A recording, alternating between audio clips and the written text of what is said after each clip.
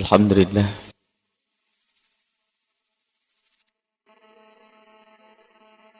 al-ghani wa huwa al-mughni wa huwa ala kulli syai'in qadir.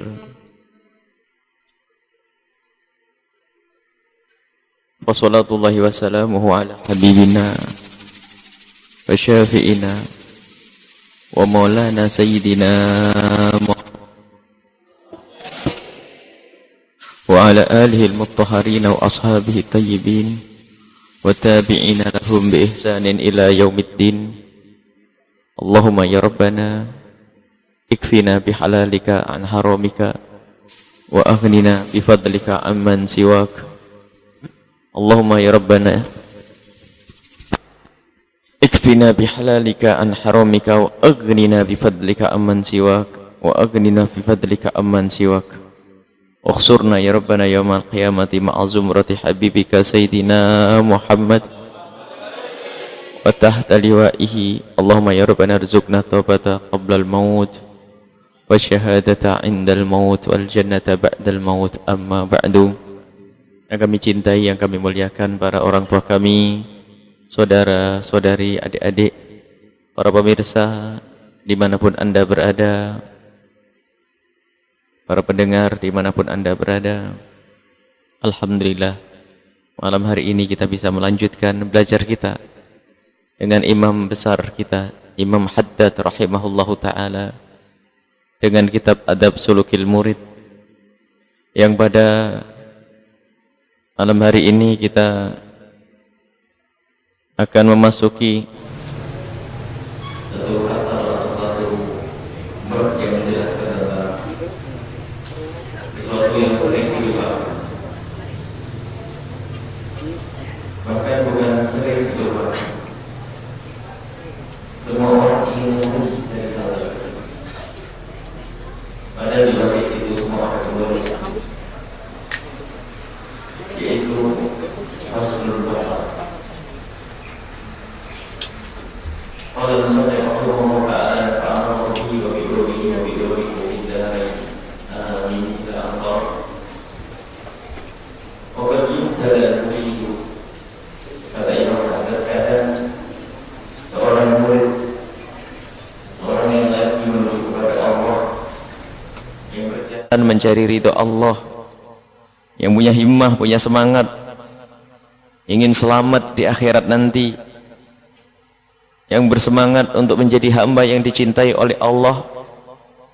Kadang seorang murid itu diuji oleh Allah bil faqri, dengan kefakiran, wal faqati, dan dengan kesusahan, wa dhiqil ma'isyati, dan sempitnya pencaharian. Fayambahi, maka hendaknya, lahu, bagi orang tersebut. Ini kalimat besar disampaikan oleh Imam Haddad. Akal susah untuk menjangkau dan sampai. Di saat seorang diuji oleh Allah dengan kefakiran, diuji oleh Allah dengan kesusahan dan sempitnya rizki, maka kata Imam Haddad, fayambaghi lahu, hendaknya bagi orang tersebut, ayashkurullaha, bersyukur kepada Allah, ala dzalika, atas yang demikian itu, wa ya'udduhu, dan menganggap hal tersebut min a'dhamin ni'ami, sebagai satu nikmat yang amat agung. Belum nyambung. Bagaimana di saat orang diberi oleh Allah kefakiran, kurangnya rizki, sempitnya pencaharian dan penghidupan, di saat seperti itu Imam Haddad mengajak kita untuk bisa bersyukur dan menganggap yang demikian itu adalah nikmat besar dari Allah Subhanahu wa ta'ala. Lanjutannya ini diajak berpikir kita oleh Imam Haddad. Sebelum kita lanjutkan, ada manusia yang sukses di dunia dan sukses di akhirat.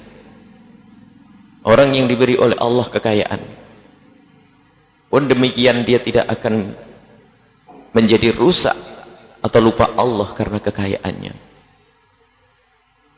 Ada hamba Allah yang diberi oleh Allah kefakiran, kefakirannya pun tidak akan merubah dia, tetap dia dekat kepada Allah Subhanahu wa ta'ala.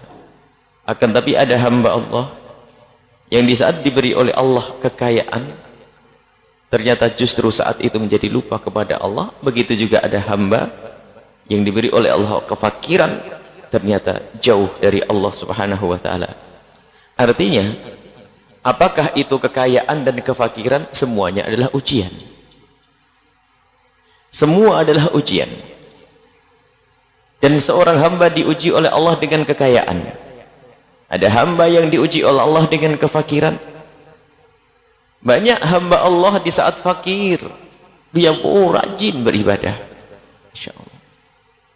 Tapi dia tidak bisa kaya, sehingga kefakiran baginya lebih bagus daripada dia menjadi kaya. Dulu di saat dia fakir, hanya punya sepeda engkol, itu bisa menghadiri majelis setiap hari atau mungkin setiap minggu, anggap saja. Masya Allah. Lalu dia berusaha buka toko, buka ini misalnya, buka usaha, berkembang. Dan dia bercita-cita kalau ingin beli motor agar ngajinya lebih mudah. Dan betul akhirnya dia bisa beli sepeda motor. Yang semula ngajinya seminggu sekali kepada sang kiai dan ustadznya, kalau sudah punya motor menjadi sebulan sekali. Dan banyak kenyataan yang semacam ini. Berangan-angan untuk beli mobil. Ternyata setelah mendapatkan mobil, pengennya sih biar kalau ngaji gak kehujanan. Akan tapi dengan mobilnya lebih banyak pergi ke tempat bukan untuk ngaji. Sehingga ketemu kiainya hanya setahun sekali waktu hari raya Idul Fitri. Banyak manusia di saat diberi oleh Allah kenikmatan lupa kepada Allah subhanahu wa ta'ala. Maka bagi hamba ini, kefakiran lebih bagus. Sehingga dengan kefakiran, dan banyak orang di saat bangkrut, nyungsep, utangnya banyak, alhamdulillah. Dia datang ke kiai, datang ke masjid, nangis-nangis, minta doa dan sebagainya. Tapi di saat banyak duit lupa. Dan dia setiap masa dari masa ke masa ada hamba yang semacam ini. Maka kami ingatkan, bersyukurlah Anda yang telah diberi oleh Allah kekayaan, dekatlah kepada Allah di saat Anda kaya. Di saat Anda kaya, dekatlah kepada Allah dengan kekayaan. Gunakan kekayaanmu untuk apa yang Allah ridhoi. Seperti Sayyidina Abdurrahman bin Auf. Tapi di saat fakir bagaimana? Kefakiran, sesungguhnya orang dengan kefakiran ini telah dibatasi oleh Allah sebetulnya untuk menyibukkan diri dengan dunia. Kalau orang faham makna ini. Jadi di saat seseorang diberi oleh Allah kefakirannya, gambaran ringan saja, sudah nggak angan-angan untuk pergi ke mall, apalagi rekreasi jauh-jauh, apalagi ya pulang pergi ke tempatnya sang kiai ngaji dan sebagainya. Nggak punya hiburan-hiburan sampai nggak tidur malam, nggak ada. Jam 8 sore sudah tidur, jam 3 malam sudah bangun tahajudan. Apapun bentuknya. Ini adalah peringatan dari Imam Haddad rahimahullah ta'ala. Hendaknya di saat kita fakir itu sendiri bisa bersyukur kepada Allah. Seperti halnya. Di saat seorang hamba diberi oleh Allah kecukupan, hendaknya bersyukur kepada Allah. Apapun yang Allah berikan kepada seorang hamba, ini tentu untuk kebaikannya. Baik, sekarang diajak berpikir oleh Imam Haddad. Bagaimana ya Imam Haddad? Di saat kami menemukan kefakiran, kami diberi kekurangan, kami sempit rezeki kami, kok harus bersyukur bagaimana?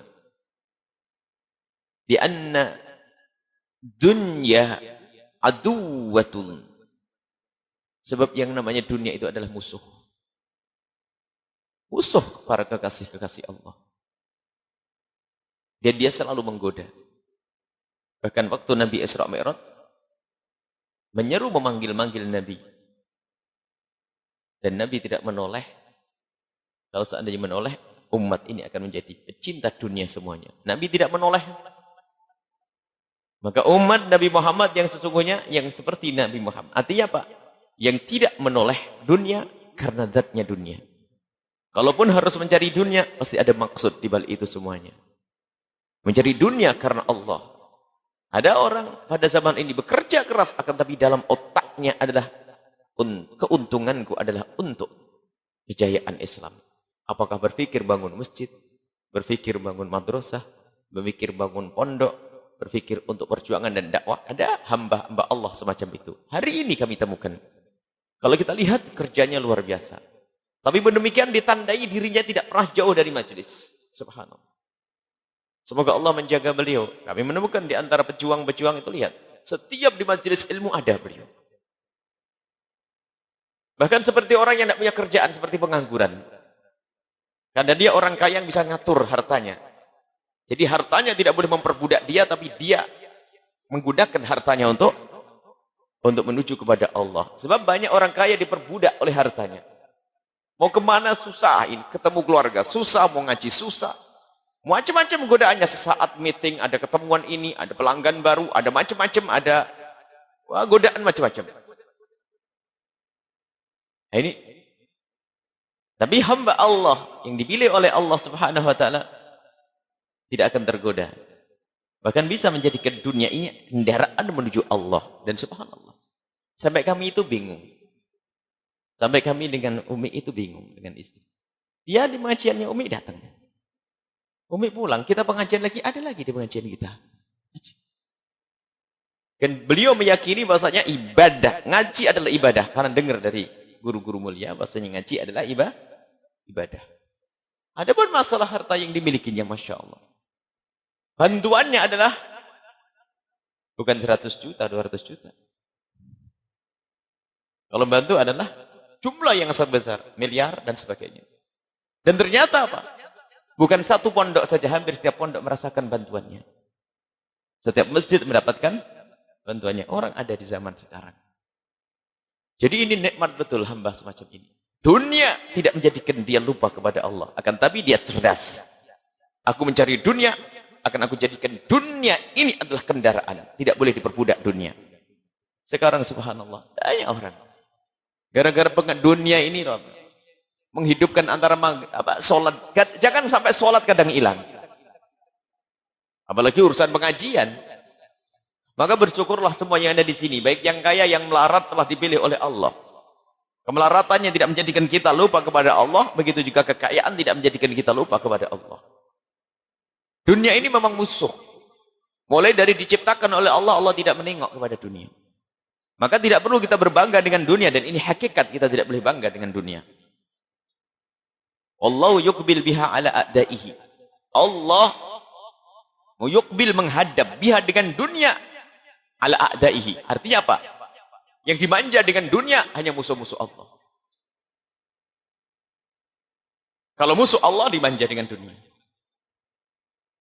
Maksudnya bukan orang kaya tidak dicintai oleh Allah. Tidak. Artinya Allah itu dengan musuh-musuh Allah akan yukbil, Allah akan menghadap musuh-musuh Allah dengan dunia. Sehingga dengan dunianya dia bermaksiat. Dengan dunianya dia berbuat zalim. Mulai dari zina, mabuk, sebagainya. Diberi oleh Allah dunia, ternyata malah menjauh dari Allah Subhanahu wa taala. Wa yasrifuha an aulaihi, dan Allah menjauhkan dunia dari para kekasih-kekasihnya. Kadang hakik zahiran wa batinan.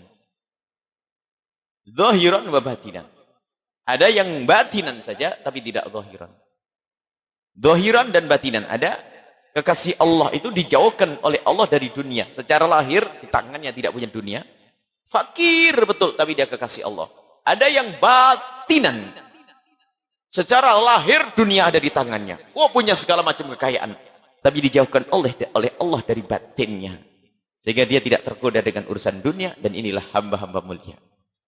Sehingga doa yang dipanjatkan para kekasih Allah, ya Allah jadikan dunia di tangan kami, jangan kau jadikan dunia di hati kami. Sehingga kalau orang dunianya hanya di tangannya, maka tidak terikat dengan hatinya, maka dia bebas. Biarpun dunia sebanyak apapun dimiliki, nggak akan mempengaruhi hatinya. Tidak akan mempengaruhi dirinya. Dan jadilah hamba semacam ini kalau Anda orang kaya. Jadikan dunia di tanganmu. Jangan kau jadikan dunia di hatimu. Artinya kalau dunia di tangan kita, tidak ada kecintaan kepada dunia.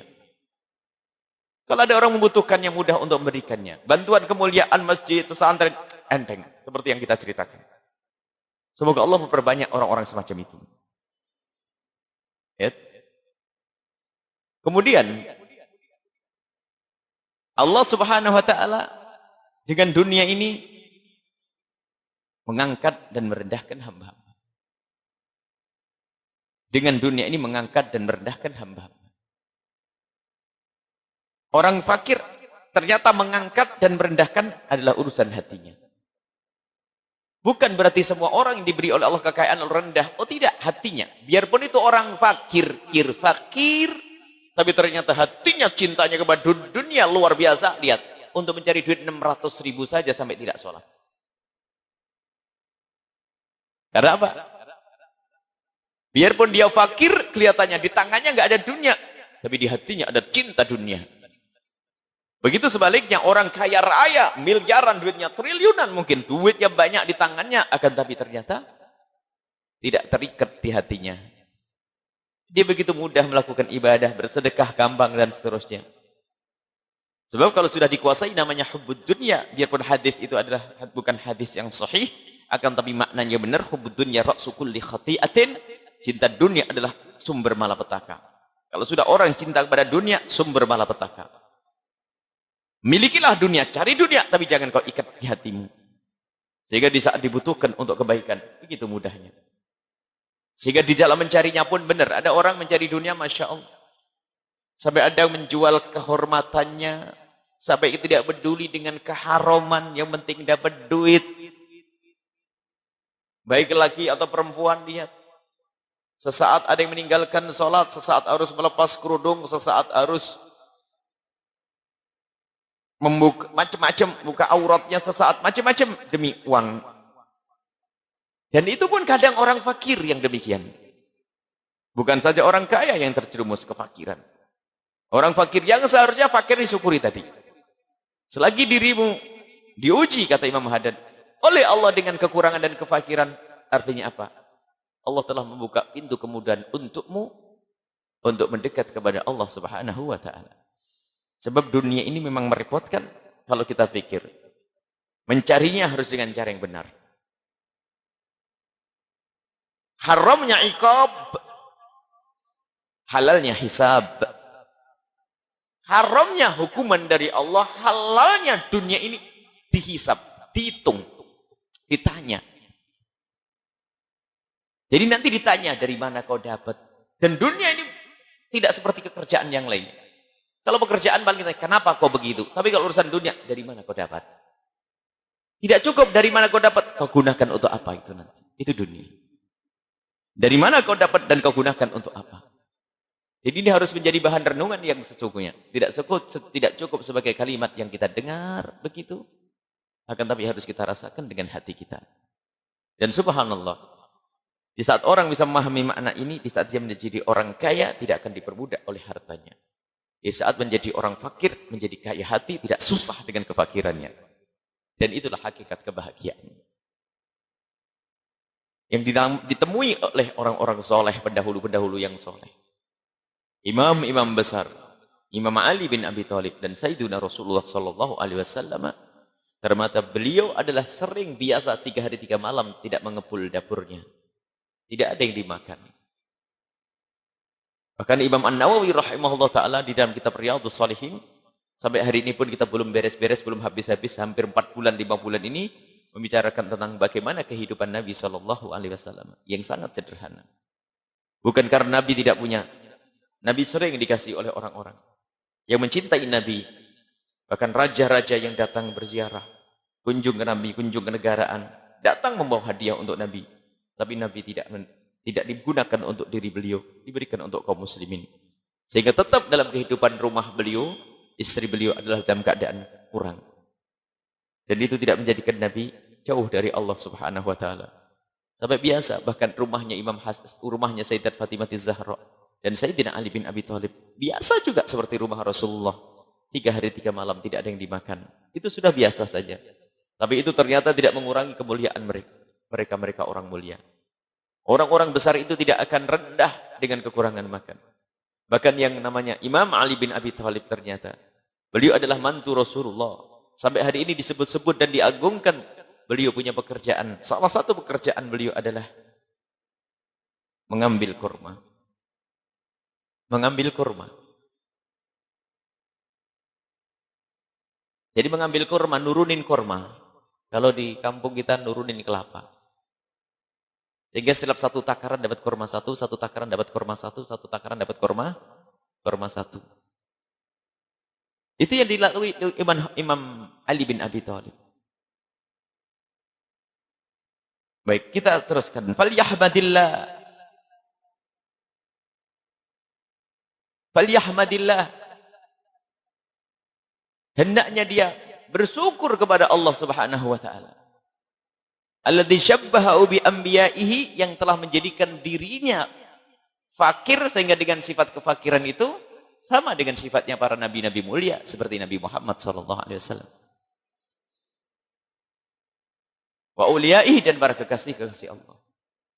Imam Nawawi rahimahullah ta'ala yang namanya sampai hari ini disebut-sebut. Dan juga Imam Haddad. Imam Nawawi, Imam Haddad tidak ada, beliau tidak bisa melihat. Imam Nawawi rahimahullah ta'ala sampai hari ini diagung-agungkan nama beliau. Setiap hari beliau puasa. Karena apa? Untuk mengurangi beban hidupnya. Dan beliau makan hanya sekali saja setiap hari puasa, bukanya dengan air putih, sahurnya dengan air putih. Setelah habis isya beliau makan aswadaini, kurma dengan air putih. Itu saja. Dan tidak mengurangi kemuliaan Imam Nawawi rahimahullah. Dan beliau tidak terseksa menikmati itu semuanya. Karena apa? Hatinya, kebahagiaannya adalah dengan Allah Subhanahu wa taala. Dan kalau kita perhatikan di dunia ini, ya di dunia. Dan sudah jatah. Makanya jangan sampai pikiran kita itu menjadi pusing urusan dunia, sampai meninggalkan sholat, sampai jauh dari Allah, sampai kita dengan keluarga tidak baik, bermusuhan dengan keluarga gara-gara dunia. Jangan. Dunia adalah dunia. Kalau engkau mencari, dan Nabi juga menghimbau untuk mencari dunia, mencari nafkah, akan tapi untuk tidak dengan hati kita sebagai kewajiban. Kita disamakan kalau seorang hamba diberi oleh Allah kefakiran, artinya dia telah diberi oleh Allah sifat seperti sifat yang para aulia Allah wa ibadihi sholihin, dan hamba-hamba Allah yang soleh. Walaqad kana sayyidul mursalin, telah ada Sayyiduna Muhammad sayyidul mursalin, tuannya para nabi, wa khairul khalqi, dan paling bagusnya makhluk Allah ajma'in semuanya, Sayyiduna Muhammadun sallallahu alaihi wasallam, yarbitu hajaran ala batnihi, beliau mengikat batu di perutnya, mengganjil perutnya dengan batu. Minal ju'i, karena laparnya beliau. Bahkan cerita ini kalau kita ambil riwayat dari Nabi Shallallahu Alaihi Wasallam, beliau setelah itu ada Abu Hurairah radhiyallahu taala. Dalam keadaan beliau juga lapar. Kemudian setelah itu dipanggil oleh Rasulullah Shallallahu Alaihi Wasallam. Kemudian diajak oleh Nabi Muhammad untuk ziarah ke salah satu orang, dan setelah ziarah ke salah satu sahabat beliau dikasih susu dan dikasih makanan. Setelah dikasih makanan, Abu Hurairah senang, ada makanan. Akan tapi Nabi Muhammad berkata, wahai Abu Hurairah, kan Abu Hurairah bersama rombongan kurang lebihnya 70 orang lebih, bersama ashabus suffah, orang-orang fakir yang hidup di sekitar masjid kayak begini. Di teras-teras dibuatkan suffah, itu adalah satu tempat yang nempel dengan masjid, itu digunakan oleh Abu Hurairah dan kawan-kawan beliau. Dan Nabi Muhammad SAW, jadi ini pondok pertama didirikan oleh Rasulullah. Ashabus suffah, orang datang dari mana-mana yang mereka hanya ingin dekat dengan Rasulullah. Makanya ala kadar mereka orang fakir-fakir. Sampai bajunya sangat sederhana. Sehingga bahkan di antara mereka ada yang punya baju harus dipegang begini kalau berjalan, sebab kalau dilepas akan terbuka auratnya. Harus dipegang. Di saat mendapatkan makanan, apa Nabi Muhammad sampaikan? Wahai Abu Hurairah, panggil semua sahabat-sahabatmu. Bingung Abu Hurairah. Makanan cuma sebegini dibagi-bagi untuk yang lain. Ternyata kebiasaan Nabi SAW kalau mendapatkan makanan akan diberikan kepada santrinya dulu. Ini kita yang bikin malu. Diberikan kepada santrinya dulu, kalau sudah kenyang baru Nabi Muhammad makan. Bukan makan duluan, beliau tidak. Jadi setiap hari diceritakan oleh Abu Hurairah, setiap mendapatkan makanan selalu dipanggil ashabus suffah. Bagikan dulu, kalau setelah lebih kasihkan buat saya. Allah. Berat menjadi Nabi, tapi pangkat yang tinggi. Dan kita menemukan guru-guru mulia. Kisah bagaimana saya? Cerita Habib Abdullah Baharun. Cerita Habib Umar bin Hafid. Di awal-awal merintis Darul Mustafa dulu dan sebagainya. Di masa-masa kering dan sebagainya. Ada suatu ketika sampai satu ketika santri. Di saat ke belakang dikisahkan ternyata ada yang mencari roti. Mencarikan roti untuk yang ada di dalam rumah beliau. Anak santri pada makan, ternyata di dalam rumah tidak ada yang dimakan. Karena beliau pantang untuk makan, untuk kenyang, sementara santrinya belum makan. Dan beliau itulah tempatnya orang-orang mulia. Dan tidak menjadikan mereka menjadi kecil, tidak menjadikan mereka rendah. Semakin mulia. Waqad yamurru syahran atau akthar, berlalu 2 bulan, bahkan lebih. Ma tuqatu fi baitihi narun, tidak ada api. Li ta'amin, untuk makanan wala ghairi, atau yang lainnya. Innama yakunu 'ala tamri wal ma', akan tapi makan beliau hanya dengan kurma dan air. Enggak sempat masak-masak. Ibu setiap hari masaknya berapa jam? Masya Allah. Ayo kita mensyukuri, kalau kita lihat kehidupan Nabi, syukuri. Syukuri apa yang ada di rumah kita itu. Akan menjadikan hati kita semakin tenang, tentram. Dan menjadikan ringan hidup ini. Kita itu terjerumus. Jangan ngikuti gaya hidup. Cara makan yang bermacam-macam. Cara hidup yang merepotkan. Makannya Nabi. Makan, subhanallah. Jangan gengsi dengan makan, yang penting halal. Yang penting halal. Makanya awas, hati-hati. Jangan sampai kita dikuasai dengan kesombongan, ngikuti gaya hidupnya orang lain. Makanan harus mewah, makanan ini dan sebagainya. Mobil harus ini. Kendaraan harus begini, rumah harus. Kalau dimudahkan oleh Allah, terima. Akan tapi jika tidak, jangan memaksakan. Sebab kalau sudah memaksakan, berarti terikat hatinya urusan dunia dan dia bakal capek. Kalau sudah mengejar dunia capek, bahkan dikatakan kalau ada orang yang punya ketamaan di dalam hatinya, hidupnya capek, tidak akan menemukan kepuasan. Bahkan dunia itu seperti air garam yang diminum, akan semakin haus. Sehingga betul kalau orang itu adalah orang yang tamak rakus, biarpun dikasih oleh Allah 1 lembah emas, dia minta lembah yang kedua. Punya pabrik 1, minta pabrik kedua. Dan seterusnya. Karena dia apa? Mengejar dunia.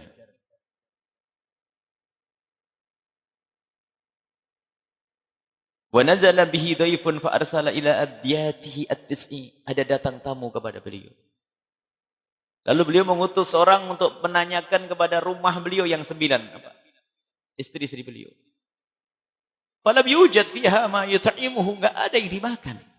Enggak ada yang bisa disediakan, dihadiah, disajikan ad-dhaifa untuk tamu. Wa mata yauma mata wa dir'uhu marhunatun inda Yahudiyin. Bahkan waktu Sayyidina Rasulullah wafat, beliau punya hutang dan perisai perangnya itu menjadi gadai. Artinya apa? Begitu kekurangannya Nabi. Tapi ada yang digadaikan, bukan Nabi punya utang lalu meninggal nggak dibayar. Oh tidak, sudah ada untuk membayarnya, yaitu perisainya tadi. Artinya ini menunjukkan bagaimana Nabi menemukan hidup beliau seperti itu, dengan kekurangan. Fi as'in, untuk mendapatkan beberapa sa' min syairin daripada gandum. Walaysa fi baitihi ma ya'kuluhu dzu kabidin. Kafun min syairin. Sehingga di rumahnya Nabi Muhammad tidak ada sesuatu yang bisa dimakan oleh yang hidup. Keluarga Nabi SAW. Kafu syairin, segenggam gandum pun tidak ada. Walyakun qasduka ayyuhal murid, hendaknya maksud yang di dalam hatimu yang kau jaga itu, wa himmatuka, dan himmahmu, minad dunya, dari dunia itu adalah khirqatan tasturu biha aurataka. Hendaknya kalau kamu ingin memperjuangkan dengan benar-benar untuk mencari dunia, untuk menutup auratmu. Wa luqmatun tasuddu biha jaw'ataka, untuk menahan laparmu. Minal halali faqad, dari yang halal saja. Wa iyyaka, dan awas-awas engkau, wasummal qatila, dengan racun yang membunuh. Wa huwa, yaitu antashtaqa, untuk kau rindu, ila tana'umi bid dunya, untuk bersenang-senang dengan dunia yang itu tidak ada habisnya dan akan terbawa. Karena samul qatil, akhirnya kalau orang di dalam otak dan keinginannya hanya bersenang-senangan dengan dunia, maka ketahuilah mencari dunianya pun dengan cara yang haram. Wa targhaba fi tamattu, jangan sampai engkau iming-iming hatimu dengan kesenangan, dengan tamattu, bersenang-senang, bisyahawati, dengan syahwatnya dunia. Kemudian wa tanghbita, kemudian kau merasa pingin kalau melihat orang kaya itu ngiler. Al-mutana'imina, mutana'imina. Jangan sampai engkau di saat melihat orang kaya dengan semuanya itu lalu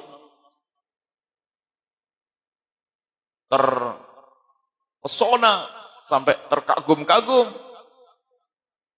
Oh, Masya Allah. Jadi minan nas fasawfa yus'aluna an na'imiha, dan ketahuilah semua yang diberi Allah kenikmatan akan ditanya oleh Allah. Wa yuhasabuna ala ma asabuhu, dan mereka akan ditanya apa yang Allah berikan kepada mereka. Wa tamatta'u bihi, dan apa yang mereka lewati senangan-senang itu, min syahwatiha, dari syahwat-syahwatnya. Lebih luasnya seperti ini. Membiasakan dengan kesederhanaan itu penting. Adapun masalah kekayaan itu sudah jatah dari Allah. Artinya kita persiapan saat ini bahwasanya jangan sampai hati kita itu terikat dengan dunia.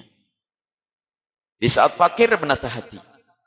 Kalau sudah hati kita benar bahwasanya kita tidak terikat dengan dunia, maka jangan mengejar dunia dengan cara yang haram. Perhatikan waktu untuk Allah, waktu sholat.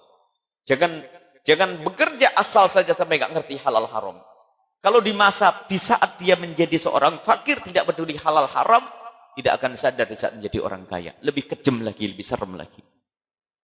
Ada pendidikan saat ini, yang diajak bicara adalah orang fakir. Berangkat dari kefakiran. Sebab sebelum menjadi kaya, ataupun sekaligus peringatan bagi yang sudah kaya. Kalau yang namanya kekayaan sudah jatah dari Allah. Sudah jatah dari Allah, rizki sudah dijatah oleh Allah. Maksudnya si fulan bakal kaya sih. Dan jatahmu adalah sudah pas. Dikatakan dalam banyak riwayat, orang tidak akan mati kecuali sudah habis jatahnya. Selagi jatahmu masih ada, tidak bakal mati. Tidak akan mati selagi jatahmu di dunia masih ada. Akan tapi ketahuilah bahwasanya mengambil jatah ini yang berbeda-beda. Jatahmu sebulan adalah 3 juta atau 2 juta. Kalau selagi seorang hamba sudah dijatah 2 juta, maka tetap 2 juta. Hanya yang beda cara mengambilnya.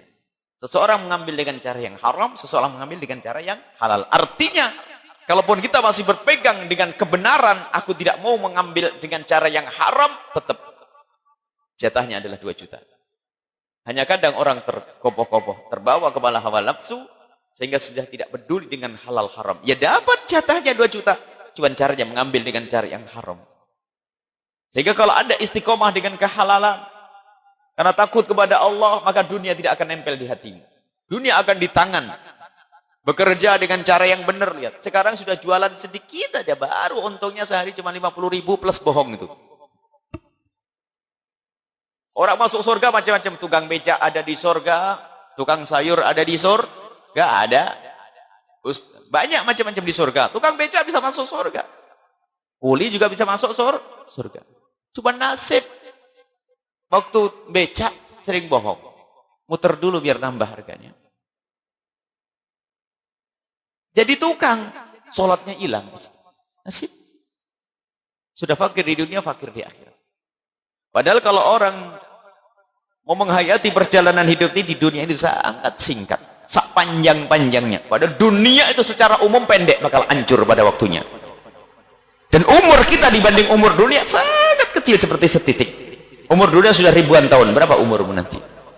Dan umur dunia dibanding umur akhirat, umur dunia dibanding umur akhirat tidak ada apa-apanya. Karena umur akhirat abadi selamanya. Jadi kita di dunia itu akan kita lewati sebentar.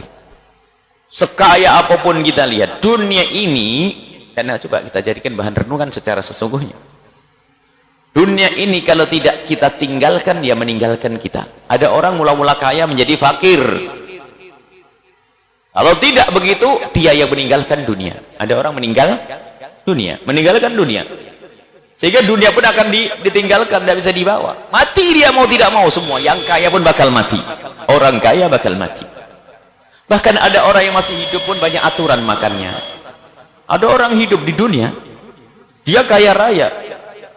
Ternyata setelah pergi ke dokter, lihat padahal di rumahnya ada full AC, kulkas gede-gede, wow, makanan segala macam ada. Tahu-tahu dokternya bilang, tidak boleh tidur di kamar yang dingin, tidak boleh minum es, tidak boleh makan nasi, tidak boleh makan daging. Padahal masih di dunia. Dan dia kaya raya.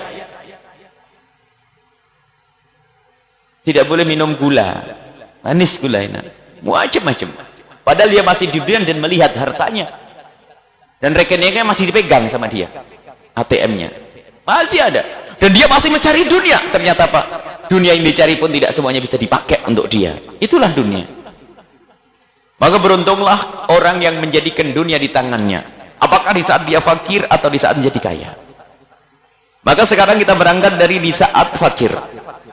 Karena sering orang lupa di sini dengan kefakirannya, tidak sadar kalau sebetulnya Allah telah membantu dia untuk semakin dekat kepada Allah dengan kefakirannya. Subhanallah. Bahkan kalau kita amati, bersyukurlah kalau kita menghadiri majelis-majelis ilmu di mana-mana. Yang paling besar menghadiri majelis ilmu adalah orang yang hidupnya adalah pas-pasan. Begitu mudahnya mereka menghadiri majelis ilmu. Bersyukurlah. Hidupnya pas-pasan.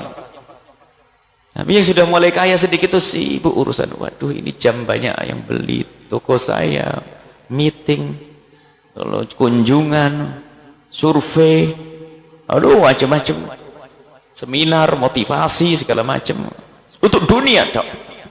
Tapi urusan agama, maka beruntunglah ini orang kaya kalau hadir di ini istimewa ini. Kalau ada hari ini orang kaya hadir ke tempat ini, Anda dipilih oleh Allah menjadi orang kaya yang selamat. Adapun yang fakir disanjung oleh Imam Haddad tersebut.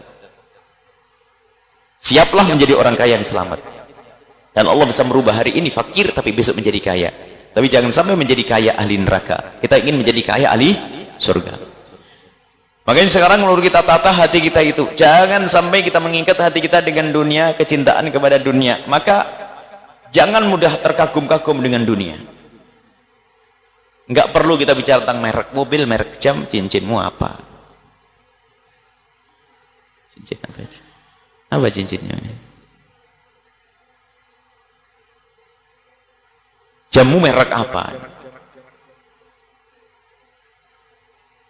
Jam yang harganya ada jam harganya 70 juta.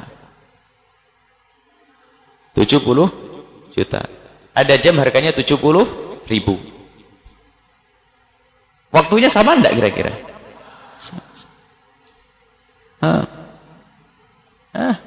Sama 12 jam. Betul. Kenapa kita harus berbangga-banggaan dengan itu semuanya? Kalau mungkin orang memiliki sesuatu yang bagus karena biar tahan lama, ada maksud, bukan untuk berbangga-bangga, sombong-sombongan. Dompet, tahu dompet? Anda punya duit, dompet gede mahal, dompetnya harganya 200 juta. Ada dompet harganya cuman 20.000.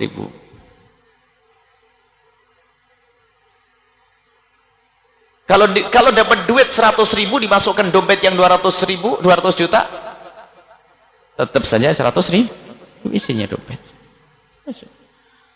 Baik, sekarang maksud gini, sudah jangan mudah berbangga-bangga. Jangan duduk dengan orang yang berbangga-bangga dengan dunia. Itu jerumuskan. Pakai mobil apa? Alhamdulillah diberi oleh Allah. Mobilmu apa dan sebagainya.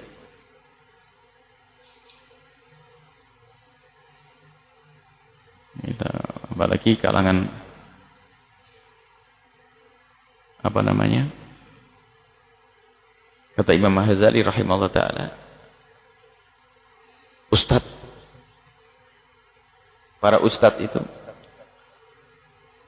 banyak yang, makanya kita langsung teringat, banyak ustadz itu yang menyeru untuk jauh daripada dunia, tapi perilakunya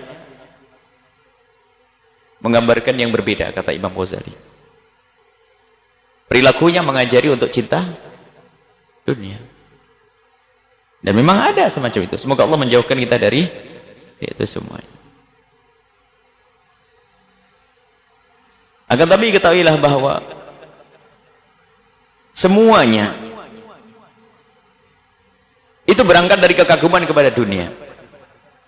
Kepada kekaguman kepada dunia. Ada orang kalau sudah melihat dunia sehingga terkagum-kagum dengan kekayaan dan sebagainya. Sampai Nabi mengancam man tawaddu'a li ghaniyyin diginahu dhahabanu thulutsatini. Barang siapa yang tawadhu kepada seseorang karena dunianya 2/3 imannya hilang.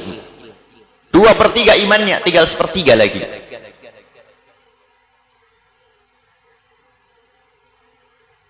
Tawadhu dengan orang kaya. Kita akan tawadhu kepada orang kaya karena dia soleh, dia baik, bukan karena kekayaannya. Tawadhu dengan pejabat jangan karena jabatannya, tapi karena dia soleh. Akan saya cium tangannya kalau pejabat soleh seperti Umar bin Abdul Aziz Khalifah. Ayo, Khalifah Umar bin Abdul Aziz kita cium tangannya tidak? Cium. Tapi yang lainnya ntar dulu. Orang kaya pun demikian.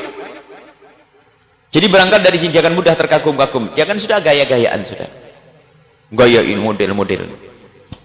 Baju aja mereknya ini macam-macam sudahlah. Nanti pada akhirnya bajumu sama mereknya kain kafan, nggak ada yang beda. Hah? Kami selalu ingat.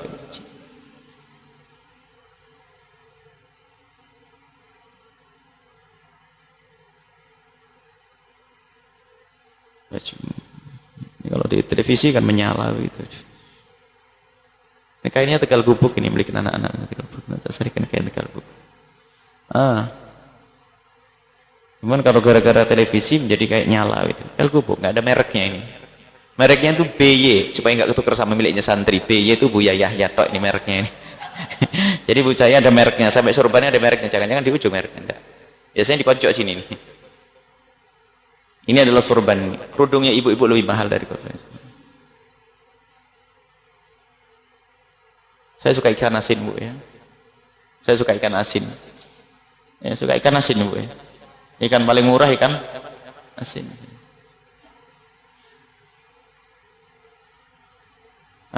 Apalagi bu? Makan subhanallah. Ala kadarnya lodeh. Sesaat makan nasi jagung. Zaman dulu makannya kayak apa? Sudah kadang orang memaksakan dengan suatu makanan yang lidahnya pun belum suka. Gara-gara ngikuti gaya hidup sombong. Ini mau kamu ngikut. Katanya enak. Enak. Enak apanya? Padahal dia ngempet waktu apa ngempet itu. Nahan, nelennya pun masih maksa. Cuman gara-gara ini makanannya orang kaya pura-pura seneng. Enak. Saya kecanduan. Ada orang kampung makan. Orang kampung hidup di kota sesaat. Rupanya kuliah anak kampung kuliah di kota. Rupanya dia kebetulan ngekos sama orang kaya. Setiap saat orang kaya dapat kiriman coklat. Ya dia dapat sekali sesaat satu cuil. Sampai di rumah tuh nonton televisi tuh promonya itu ada. Wah itu enak banget coklat itu saya kecanduan. Padahal makannya sekali tok dia. Bahaya dia. Duduk di gardu nyebut mobil yang lewat. Wah ini mobilnya. Avanza, Alphard, nyebutnya aja, tapi tidak punya mobil dia, gaya dong soal setiap hari ngobrol tentang mobil Jepang sama mobil Amerika bagusan mana. Wah, mobil Jepang, mobil Amerika, ada 2 jam, nggak beli mobil juga. Bicara kekayaan, cerita tentang kekayaan orang dan sebagainya. Dia kalau menjadi orang kaya berbahaya, dia bakal sombong dengan kekayaannya. Makanya kita pengen anak-anak kita yang sudah kita ajari untuk dakwah akan kita kirim kemana-mana. Ada sekarang kita kirim ke Pontianak, ada ke Sumatera sana, ada Kalimantan. Kita kirim untuk berdakwah. Selalu kita bekali, kamu harus jadi kaya. Jangan dakwah dalam keadaan melarat, kamu harus kaya. Tapi bukan kaya duit, nak, kaya batin, kaya hati. Jangan sampai ngelihat orang kamu ngelirik apa yang ada di sakunya, itu serendah balik lagi ke pondok. Sudahlah, kamu hidup mandiri dengan dirimu sendiri. Jangan mengharap apa yang di tangannya orang. Kalau sudah seperti itu, kamu boleh keluar dakwah sana. Bahkan sebagian orang-orang yang ada sekitarnya, jangan dimanja dengan uang anak-anak saya. Jangan dimanja dengan uang. Takut nanti tertipu dengan kekayaan. Na'udzubillah. Rugi sendiri. Makan apa adanya. ya nasib saya ini dan sebagainya. Allah tidak akan biarkan. Kita perlu membiasakan dengan hidup sederhana. Ini kunci sehingga tidak berbangga dengan dunia. Kalau sudah bangga dengan dunia sebenarnya adalah ada bibit kecintaan. Kalau sudah hubbud dunia, banyak kesalahan yang dilakukan. Ada orang masya Allah gengsi, ya, naik ini gengsi itu, naik motor jelek saja, noleh nggak ada, pergi ini, takut dilihat sama orang. Masya Allah, nanti kau naik keranda mayat, mau sombong ya. Baik, disinilah ternyata kunci. Maka jangan sampai kita mengajari anak kita berbangga dengan dunia, dan nggak perlu berbangga dengan dunia. Tidak perlu berbangga dengan, tapi hakikatnya harus minta biasa. Jangan gengsi, sudahlah, selesai. Jangan gengsi. Yang kaya kayak apapun biasa duduk dengan orang-orang yang katanya orang kecil padahal gede di hadapan Allah, dengan orang fakir. Duduk dengan orang fakir, makan bersama mereka dan sebagainya. Justru kejayaan itu melalui orang-orang fakir seperti itu. Allah sudah berfirman, ana indal munkasirati qulubuhum, aku bersama mereka, orang-orang yang fakir, orang yang sempit, orang-orang susah. Fakoh tadi. Bahkan siapapun yang punya hajat besar jangan datang kepada orang kaya dulu. Hajat besar. Kalau punya hajat besar jangan datang kepada orang kaya dulu, termasuk para ustadz, para guru-guru mulia ini. Kalau Anda punya hajat bangun pondok, masjid dan sebagainya, jangan buru-buru kepada orang kaya. Tapi datanglah kepada si fakir, datanglah kepada orang yang hidupnya susah, karena Allah bersama mereka. Dan Nabi sudah menyebutkan, hal tunsaruna illa bi fuqaraikum, sungguh engkau tidak akan mendapatkan pertolongan besar kecuali melalui orang-orang fakir. Hal tunsaruna illa bi fuqaraikum, dalam riwayat orang-orang dhaif. Sehingga kalau kita punya hajat besar, dekatlah kepada orang-orang fakir, bukan kepada orang kaya. Sementara ini kalau kita ingin bangun masjid, bangun pondok, kemana? Apa yang kita pikir pertama? Datang kepada orang kaya minta bantuan, kan? Ini kan begitu. Dilupakan, duduk dengan si fakir, biarpun hanya kita membawa teh anget minum berdua dengan dia, atau kita memberikan sesuatu ala kadarnya kepada mereka, menghibur hatinya, senang, Allah bersama mereka. Maka kalau kita sudah dekat dengan si fakir ini, maka Allah akan mengirim orang kaya yang tulus dan ikhlas nanti.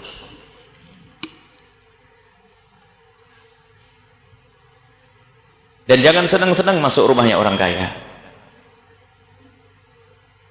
Jangan senang-senang masuk rumahnya orang kaya dan juga rumahnya pejabat. Bukan karena kita membenci mereka, akan tapi kita sayang kepada diri kita sendiri. Takut di saat masuk rumah mereka dengan kekaguman. Tidak. Dan ini para kekasih Imam Ghazali rahimahullah pantang. Imam Nawawi mengatakan, Imam Nawawi pantang masuk rumahnya orang kaya, kecuali hajat, dia sakit, atau karena ada silaturahmi khusus, karena program-program yang ada hubungannya dengan amar ma'ruf nahi mungkar. Tapi kalau hanya datang untuk makan-makan, kalau makan di mana saja, lebih senang makan dengan orang fakir. Atau misalnya apa? Makan atau hanya untuk nyantai. Akan tapi kalau ada maksud, para guru-guru datang kepada si fulan karena dia adalah pejuang yang maya. Dia adalah seorang pejuang, kita datangi, kita mengucapkan terima kasih kepadanya. Tapi bukan mengikat hati kita dengan kekayaannya, tidak. Datangi, kita datangi orang kaya karena kesolehannya, bukan karena kekayaannya. Jangan mengetuk pintu orang soleh, orang kaya atau pejabat karena kita tamak kepada kekayaannya, menjadikan kita semakin fakir. Tapi lihat, kalau sudah kita dekat dengan orang-orang fakir, maka Allah akan kirim orang kaya tulus dan ikhlas. Ini sir rahasia ini. Ini kunci sukses yang luar biasa. Kalau Anda punya hajat besar, datangilah yatim, fakir dan seterusnya. Assalamualaikum, ibu baik, bawakan. Kalau punya pisahnya nasi bungkus, buat nasi bungkus. Atau pesan, ibu saya besok pagi mau ngirim nasi bungkus, jangan masak ya. Karena biar dia tidak masak sehingga anak-anaknya sudah ada gambar untuk makan. Oh, luar biasa. Lakukan semacam ini. Baru setelah itu Anda akan dikirim oleh Allah orang yang cukup si kaya yang ikhlas. Kita akan datang kepada orang-orang yang misalnya sakit, kaya ingin kita akan datangi. Makanya kita akan punya program dakwah ini, kami sampaikan kepada kawan-kawan, harus ada jelas program. Kita akan datang kepada seseorang kalau memang ada program untuk dakwah. Kalau hanya urusan selain itu, mungkin kita pergi ke tempat lain. Silaturahmi adalah dianjurkan. Perintah dari Nabi SAW, silaturahmi. Tujuannya adalah mempertemukan hati dan hati, tapi bukan tamak kepada dunia. Kapan hatimu ada tamak kepada dunia yang ada di tangannya orang, hendaknya mundur langsung seketika. Termasuk ceramah dan sebagainya, anak-anak kita didik ceramah. Awas, jangan sampai engkau ceramah mengharap apa yang di tangannya orang. Ini penyakitnya. Sehingga nanti membedakan kalau yang ini ngasih banyak, ini sedikit. Apal nanti. Astagfirullah. Ini musibah. Baik.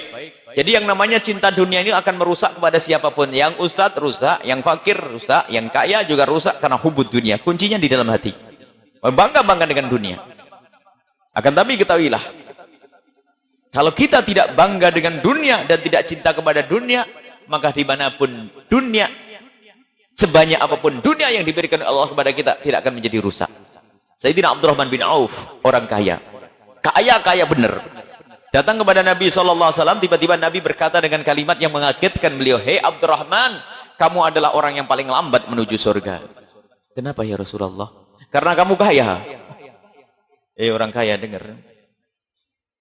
Karena saya kaya, saya lambat masuk surga ya Rasulullah. Iya, karena kamu kaya, kamu lambat masuk surga. Saya ingin cepat masuk surga ya Rasulullah, gimana caranya? Ya karena kamu orang kaya, ya dengan kekayaanmu. Sehingga seketika itu Sayyidina Abdurrahman bin Auf menjadi orang yang sangat dermawan. Ternyata Pak, kedermawanannya tidak mengurangi hartanya, sampai beliau itu bingung berkata, semenjak aku banyak bersedekah dan infak, ternyata Allah pun menggantiku lebih banyak, sampai aku bingung. Sampai beliau berkata, seibaratnya begitu mudahnya duit bagi dia, apa jadi duit. Sampai seandainya aku membuka tanah itu, dibongkar tanah ada emasnya, ibaratnya begitu. Jadi dimudahkan oleh Allah, tidak mengurangi. Dia mengurangi kekayaannya. Jangan merasa terkurang, bahkan itulah yang abadi nanti. Maka bersyukurlah kalau ada orang kaya ternyata digugah hatinya oleh Allah untuk banyak berbuat baik. Maka dari itu, kita ini semuanya, apakah yang fakir, yang kaya, yang pejabat, yang rakyat, tidak menata hati kita. Kadang kekaguman dengan jabatan seseorang. Ya. Kalau masuk rumahnya orang kaya, itu bingung. Apa mahal.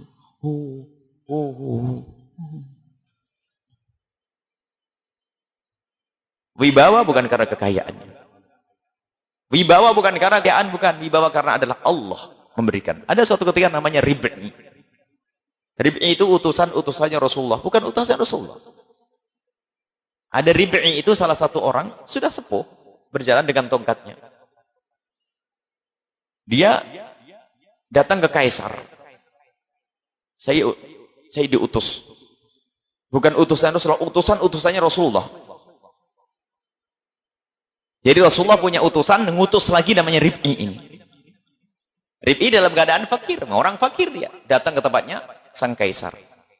Masuk ke pintu gerbang, mau kemana? Saya mau ketemu Kaisar.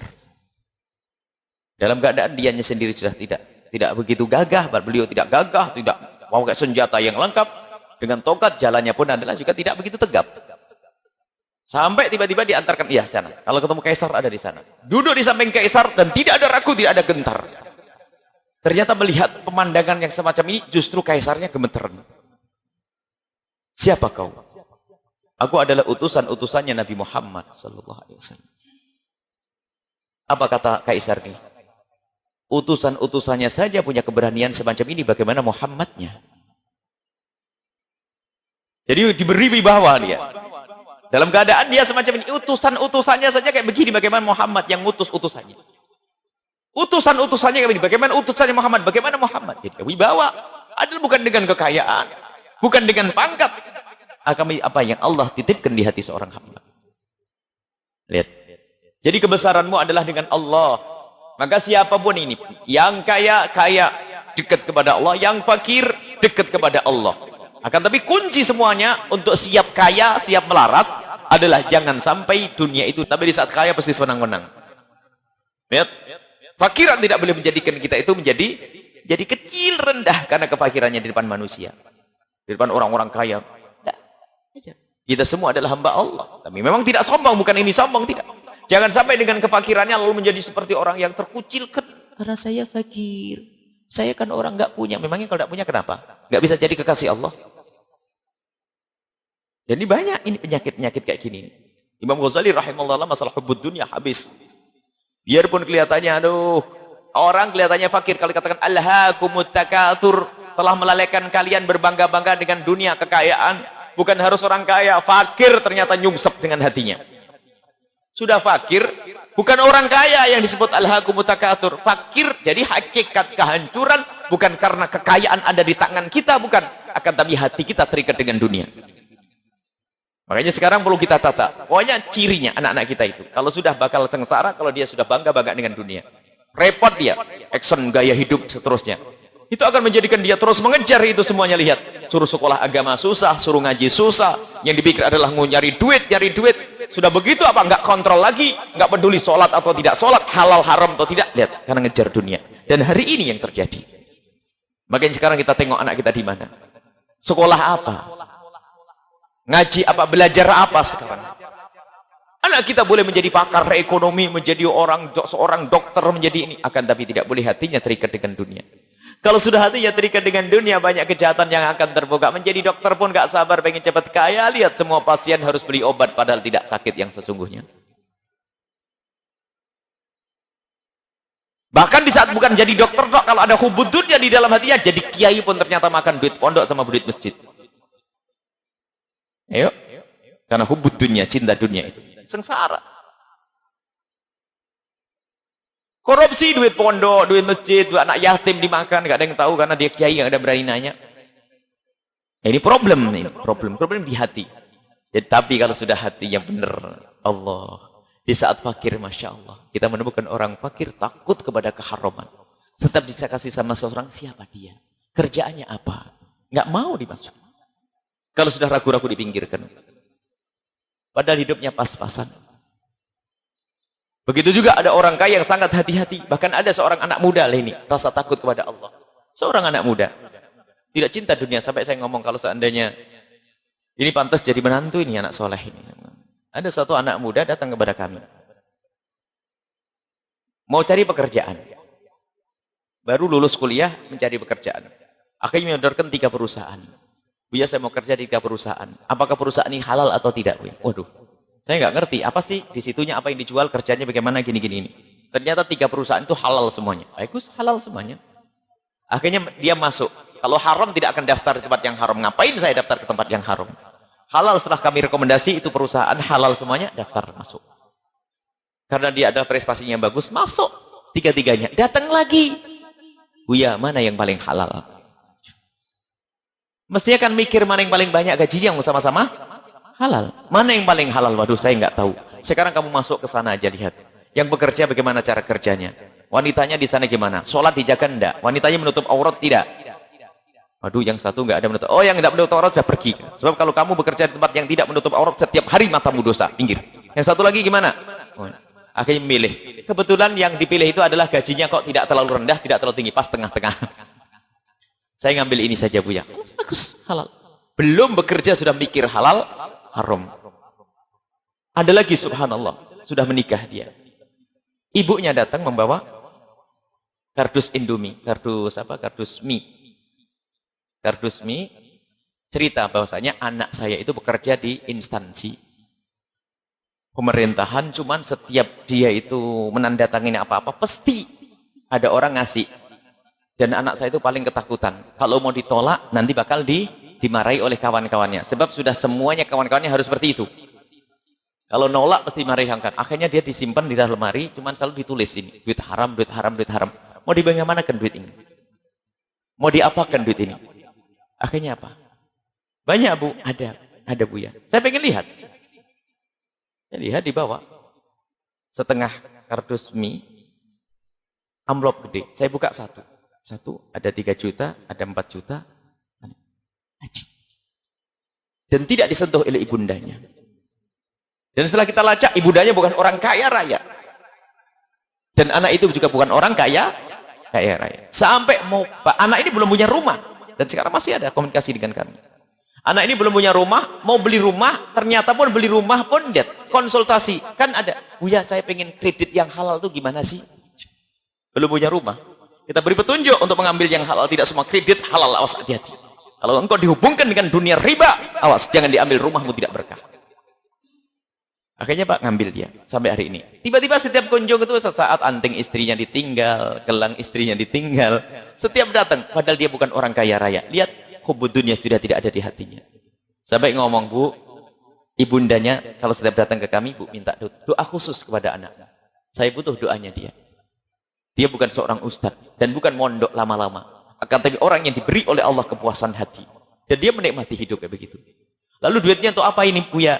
Duitnya yang penting jangan dimakan. Lalu gunakanlah Pak, dikembalikan pun ribet nanti.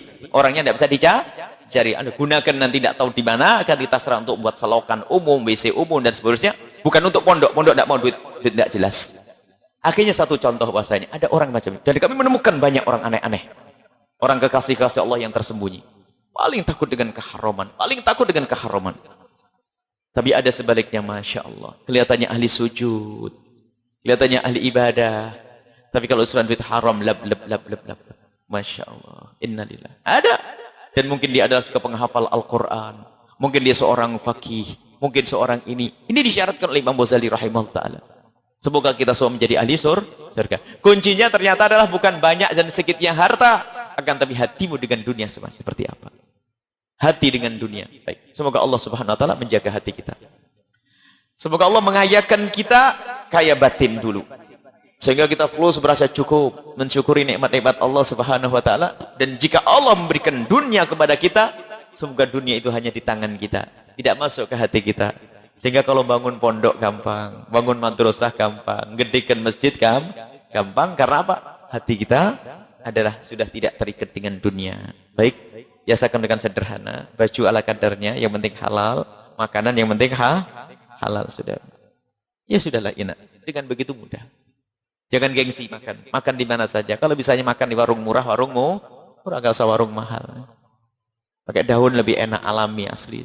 Masya Allah. Tidak usah gengsi. Astagfirullahaladzim, saya tidak biasa begitu. Astagfirullah. Astagfirullahnya maksudnya apa? Aku sombong, gitu loh ngomongnya. Astagfirullah maknanya beda. Nah, ya? Baik, ini saja, semoga Allah menjaga hati kita. Ini pelajaran penting dari Imam Haddad rahimahullah untuk kita semua yang berbicara khususnya. Insyaallah. Baik, yang mau ditanyakan dipersilahkan. Assalamualaikum warahmatullahi wabarakatuh. Buya, saya ingin menanyakan program pemerintah yang namanya BPJS itu benar apa gimana itu Buya? Ya, terima kasih. Assalamualaikum warahmatullahi wabarakatuh. Waalaikumsalam warahmatullahi wabarakatuh.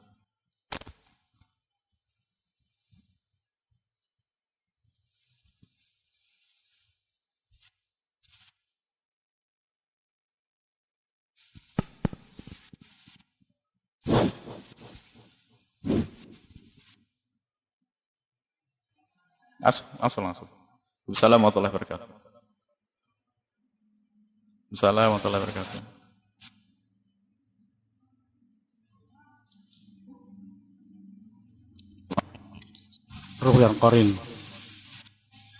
Ruh dan Qarin karena kadang-kadang ketika orang sudah mati itu kadang-kadang itu apakah roh itu suka mendatangi kepada yang hidup.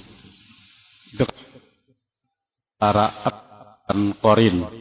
Yang pertama, yang kedua, apa yang dimaksud dengan alimun mutahatikun, jahilun mutanasikun. Sekian, kami akhiri. Billahi taufiq wal hidayah. Wassalamualaikum warahmatullahi wabarakatuh.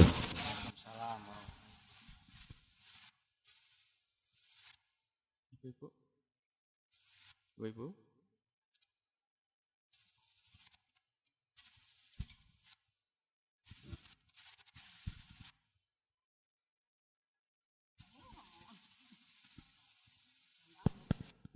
Assalamualaikum warahmatullahi wabarakatuh. Assalamualaikum warahmatullahi wabarakatuh. Ini ada titipan pertanyaan.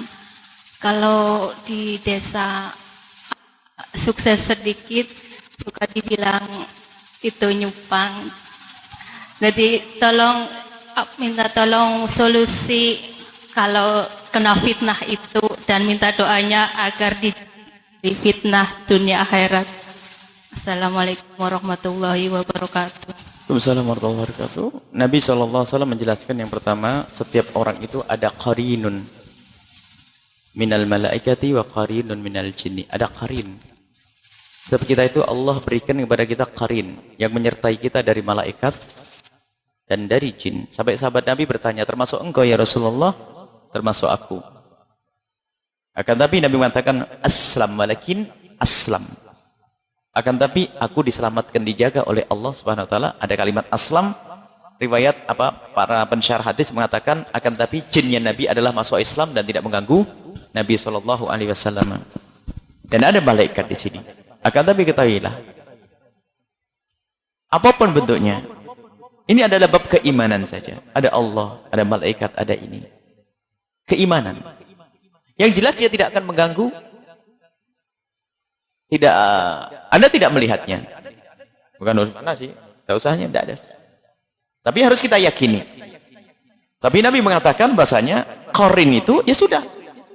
Seperti halnya waktu Nabi menjelaskan bahasanya di setiap kamar mandi itu ada jin laki-laki dengan perempuan. Makanya kita berdoa, Allahumma inni a'udzubika minal khubuthi wal khaba'ith. Begitu saja. Tidak usah setiap buka kamar mandi mana jinnya, tidak usah. Tidak usah pusing itu. Oh, ada jin, kamar mandi jin. Sudah ada jinnya, tapi tidak mengganggu kan? Ibu diganggu enggak? Enggak, aman saja setiap hari rutin kan? Kita tidak usah maksudnya menghubungkan alam-alam zahir ini dengan sesuatu yang tidak terlihat. Cuman kita perlu meyakini bahasanya itu ada. Kita meyakini bahasanya itu adalah ada. Raqib atid. Pencatat amal. Ada atau tidak? Ada. Yakin. Al-Quran yang menyebutkannya.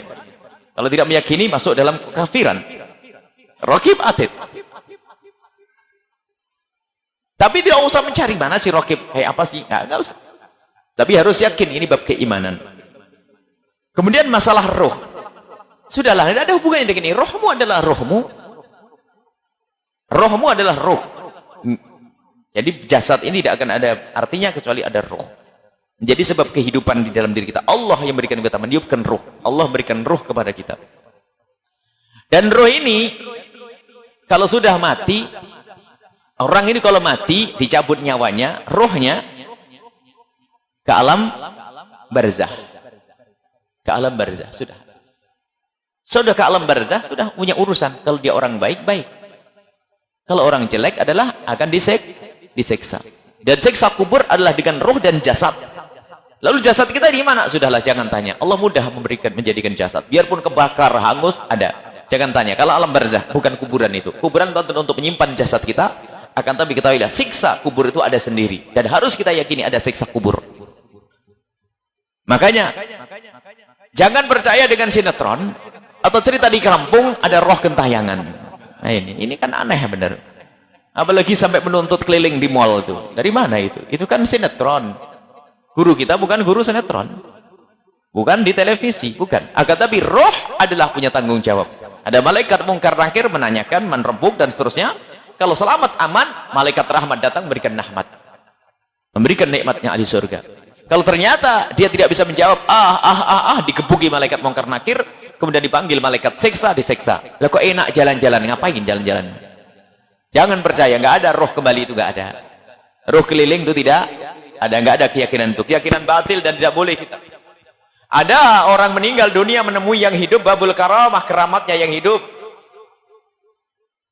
Keramat atau mukjizat. Sayyidina Rasulullah berbincang-bincang dengan para nabi waktu Isra Mi'raj. Dan tidak mustahil orang hari ini bisa bertemu dengan Rasul. Nah, Rasul sudah wafat dan dimakamkan di tempat pemakaman di Madinah. Mungkin ada seorang ketemu dengan para kekasih Allah, roh. Mungkin itu bab keramat, karamah, kemuliaan. Tapi bukan orang maksiat, orang bunuh diri, misalnya tabrak kereta api langsung getayang. Oh enggak, kalau dia ditabrak kereta api, kalau dia tujuannya baik, mati mulia dia, husnul khotimah. Enak, ngapain keliling getayangan? Dan memang masyarakat kita tuh paling kaya hantu. Di Indonesia ini paling kaya hantu. Ada gendru, ada demit, ada babi gombel, ada kentelana, ada pusing gini. Paling pandai menghayal negeri kita itu. Sudah itu semuanya babnya dari iblis dan setan. Menjelma dengan bentuk macam-macam. Sudah. Kalaupun ternyata ada orang meninggal dunia kok tiba-tiba datang lagi, dia kayak menyapu depan rumahnya, itu setan menjelma untuk menjadikan kita kafir, syirik. Pohon-pohon ya pohon biasa, pohon nggak ada apa-apanya pohon. Ada kuburan di bawahnya. Dulu nggak ada masalah, ternyata banyak orang nyalain kemenyan dan sebagainya. Besok ada kelebat. Itu adalah setan. Sebab setan sudah berjanji. Asyaiton yajri ala bani adam majrad dam. Setan itu ngikuti jalan pikirannya manusia. Kalau pohon disembah-sembah besok ada kelebatan. Karena setan pengen sampai kafir orang ini. Jadi yang harus kita yakini bahasanya orang meninggal dunia ya sudah. Bahkan sekarang kejadian cerita aneh-aneh. Ada di sebagian tempat itu ada misalnya tempat kera-kera apa ini dan sebagainya. Biasanya orang yang tadi yang pertanyaan terakhir nanti, nyupang. Itu nanti kalau mati nanti, kalau misalnya ada punya tuyul atau kera putih, pencuri, kera yuni macam. Jadi kalau mati nanti suruh nyari. Kalau bapaknya mati karena dia dulu nyupang, cari di mana? Di kuburan sana ada keranya nanti. Nanti kalau ada kera nangis itu bapakmu. Kurang ajar bener tuh. Nggak ada itu semuanya. Kalau dia adalah orang melakukan kesyirikan, disiksa oleh Allah. Nggak ada, jadi nggak ada keyakinan-keyakinan begitu. Orang ketabrak jeder, ketabrak kereta api, mati syahid kalau tujuannya baik, mau menuntut ilmu, mau ngaji dan sebagainya. Nggak ada roh gentayangan. Dibunuh, apalagi dibunuh orang dibunuh gentayangan. Ini kan kurang ajar. Coba mengatakan roh gentayangan kan dalam bahasa definisi orang awam kan roh nggak terima karena roh jahat kan. Coba. Siapa yang terima dibilang bapaknya rohnya gentayangan? Kan kurang ajar. Kalau sudah dibunuh, orang dibunuh itu orang didolimi, mati syahid, surga dia. Kalau orang dibunuh, surga tempatnya. Kok gentayangan? Kan kurang ajar namanya. Nggak ada, itu kan sinetron. Di malam Jumat itu biasanya di televisi. Nggak ada semuanya. Jadi setiap roh punya, mereka orang punya tanggung jawab nanti. Nggak ada. Tidak ada itu semuanya. Kalaupun ada, makanya urusan jin dan sebagainya sudahlah. Kita tidak usah urusan dengan jin. Nanti jadi jin nanti. Makanya Imam Ibnu Hajar rahimahullah ta'ala mengatakan kalau ada orang mengatakan telah melihat jin, jangan diterima kesaksiannya. Karena ada tanda-tanda dusta di dalam dirinya. Ya. Makanya di pondok kita Al-Bahjah itu nggak ada jin. Kalau ada anak ngaku-ngaku ketemu jin, tak bilang kamu jinnya. Tidak boleh ada budaya, dua budaya di pondok kita, nggak boleh. Nggak boleh ada orang ngomong lihat hantu. Sama nggak ada orang boleh ngomong mimpi ketemu Rasulullah ngomong-ngomong nggak boleh. Kalau mimpi ketemu Rasulullah ngomong-ngomong tak usir dari pondok. Kenapa begitu? Takut nanti yang lain pura-pura ngaku-ngaku mimpi. Akhirnya sak pondok jadi pendusta semua, ahli neraka semuanya. Ada anak ngaku anak ngadep ketemu Rasulullah, harus ancam. Kalau sampai nanti ada temanmu tahu, kamu tak keluarkan dari pondok. Kenapa? Mimpi ketemu Rasulullah, urusan dirimu dengan Rasulullah. Kalau sampai di pondok nanti si fulan mimpi ketemu Rasulullah, lihat, paling tidak menjadikan dirinya sombong. Yang lain yang selama ini lebih bagus mikir, saya kok belum mimpi ketemu Rasulullah. Dia padahal lebih bodoh dari saya. Akhirnya Pak, malam Rasulullah ngaku-ngaku. Pendusta neraka jahanam. Nggak ada. Sama ketemu jin nggak ada. Dulu pernah hampir ada di pondok tuh ada orang-orang pengen ketemu mengaku ente mau ngomong besok ketemu jin, ente jadi jin. Tidak ada semuanya, bersih, nggak ada ketemu jin. Itu adalah sebab dusta. Mungkin ada jin menjelma menjadi manusia, tapi utuh kelihatan semacam ini. Ada jin, ini ada jin. Cuman kita tidak pengen menjadi orang itu pada dusta semuanya. Coba kalau di pondok itu ada orang yang ngaku ketemu jin. Yang namanya orang-orang kita kan sering cerita aneh-aneh, apalagi nonton film yang aneh-aneh. Mau tidak mau anak-anak pada ketakutan. Giliran mau ke kamar mandi mau pipis, ingat ada jin, nggak ada yang mau nganterin. Mau pipis di mana? Karena dia bingung, paling enak jadi jin. Akhirnya ditolong, dianterin. Besok semuanya ketakutan, dia ngomong lihat jin, seolah-olah jin, padahal bohong semuanya itu anak akhirnya. Jin ada dan bisa menjelma, bisa. Tapi jangan dikit-dikit urusan sama jin. Ada orang hidupnya urusan sama jin, urusan sama santet. Gara-gara tokonya sepi saja apanya? Ada orang nggak ngelihat toko saya. Liwat katanya nggak kelihatan. Loh, kalau orang nggak perlu ya nggak kelihat kan? Wah katanya sudah macam-macam, masa nggak ngelihat toko saya? Banyak orang kata nggak lihat, katanya tokonya tutup terus. Nuduh tetangganya yang tokonya mulai gede ini. Ini bab ngiri ini pertanyaan selanjutnya tadi. Pertanyaan selanjutnya ada. Tetangganya kaya, punya kera putih, punya blorong, punya tuyul. Itu orang hasut, orang mendengki. Orang kaya usaha. Orang dukun yang punya dukun blorong saja nggak kaya-kaya itu. Itu adalah khayal-khayal semua. Urusan dengan begitu adalah syirik. Nyupang, pergi ke Gunung Kawi. Ada apa lagi? Kalau di sini mana? Jadi jangan Anda menuduh orang lain semacam itu. Memang orang hasud itu Masya Allah luar biasa. Orang hasud, dengki, benci pada orang. Ngelihat tetangganya kaya beli mobil, dia halah paling korupsi. Karena dia seorang pejabat, bisa diduga korupsi. Giliran dia bukan pejabat tuh bingung mau nuduh apa no. Paling enak punya tuyul. Ini punya tuyul dia, punya tuyul. Gimana ini? Tuyul kan cerita di film dulu yang gambar kecil-kecil dulu, tuyul. Memang hebat orang Indonesia itu punya cerita aneh-aneh. Enggak. Sampai duit hilang ini tuyul-tuyulan. Enggak punya wiritan. Baca Rotibul Haddad beres, enggak ada tuyul datang ke rumah. Enggak ada jin, enggak ada sihir. Baik, jadi Anda yang ini kaidah yang pertama, jangan Anda menuduh. Kalau ada orang kaya enggak usah dia ngomong begitu. Wah, ini di kalangan setengah ustadz pun begitu. Percaya setengah ustadz itu punya gini nih. Dengar dari santrinya pun betul. Iya betul. Ada orang nongkrong, ada kera putih nongkrong di depannya lebat gitu. Maka ini subhanallah. Menfitnah orang, nuduh orang nyupang. Jangan Anda menuduh orang kayak begitu. Kalau ada orang kaya paling halal haram dia riba, nggak benar bisnisnya, mungkin kita luruskan. Lah kalau sudah urusan kita menfitnah, urusan nyupang dan sebagainya, wah ini adalah kita menuduh orang melakukan kesyirikan. Na'udzubillah, menuduh orang syirik dosa gede, sama dengan dosa itu. Menuduh orang syirik nyupang, kera putih dan sebagainya. Satu, yang kedua, kalau ternyata Anda dituduh semacam itu, ya nyantai, cuma dituduh saja kok. Nggak usah pusing. Wah, punya tuyul tuh anak-anak saya 6 tuh kecil-kecil tuh. Itu aja sudah nyantai. Nggak usah pusing. Kalau Anda cuma dituduh, nggak usah pusing. Yang repot tuh nuduh tadi. Kalau cuma Anda dituduh, seharusnya nyantai.